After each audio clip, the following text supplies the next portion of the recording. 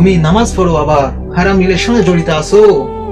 নামাজ তোমার একত্র বাদ যায় না, কিন্তু তুমি শুধু কাও ঠিক সময়। তুমি তো নামাজ পড়ো কিসের জন্য এটা জানো না, অথচ নামাজ পড়া আল্লাহ তাআলা বলতেছেন নামাজ পড়লে মানুষ নিকৃষ্ট আচরণ থেকে বেরিয়ে আসে, মন্দ কাজ থেকে বেরিয়ে আসে। কিন্তু ঠিক তুমি নামাজে পড়তেছো, অন্য মেয়ের সাথে টানাটানি করতেছো, একটা নারীর পিছনে এত অশ্লীলতা। তুমি ভাবতেছো আমি তো শুধু হাত ধরি, আমি তাকে স্পষ্ট করি না, আমি তাকে কোনো অশ্লীল কাজ করি না, আমি তার সাথে শুধু ফোনে কথা বলি, শুধু SMS করি, এটা তো কোনো হারাম পর্যায়ে যায় না। আমি তো তার সাথে কথা বলে আমি তাকে বিবাহ করব, আমি তো তাকে বিবাহর আগে কোনো টাচ করতেছি না। তুমি এটা ভাবো আমি টাচ করতেছি না, তাহলে আমার কি হবে?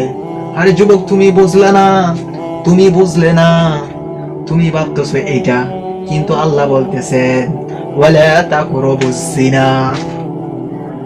জিনা করো না এটা বলে নাই, জিনার দ্বারের কাছে যেও না।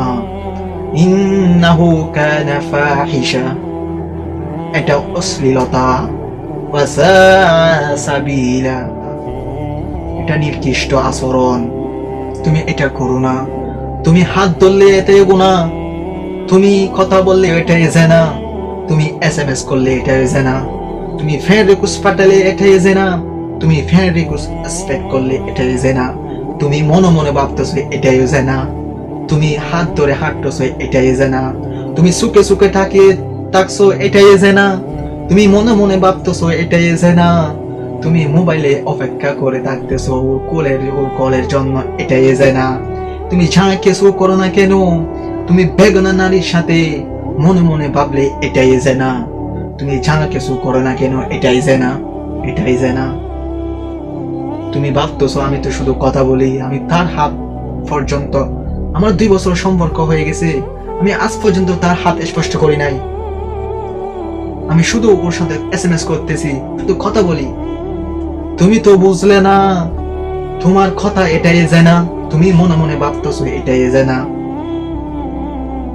তোমাকে আর কি করে বোঝাই যুবক? আল্লাহ বলতেছেন অশ্লীলতা যেও না।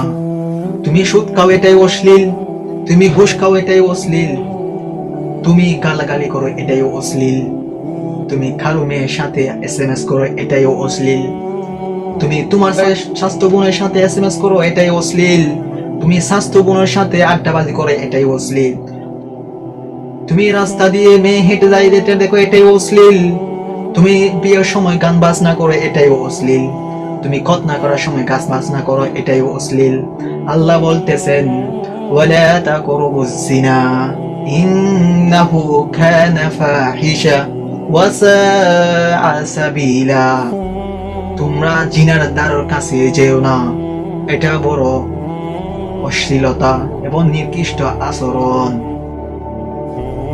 হ্যাঁ যুবক, বুঝতে তোমাকে একদিন হবে, তুমি যদি মরে যাবে সেদিনও তোমার নিজের নিজের মামা সবাই বাদ খাবে, তুমি কিন্তু কাঁদতে খাবে। তুমি নারী নিয়ে ফেলে থাকো,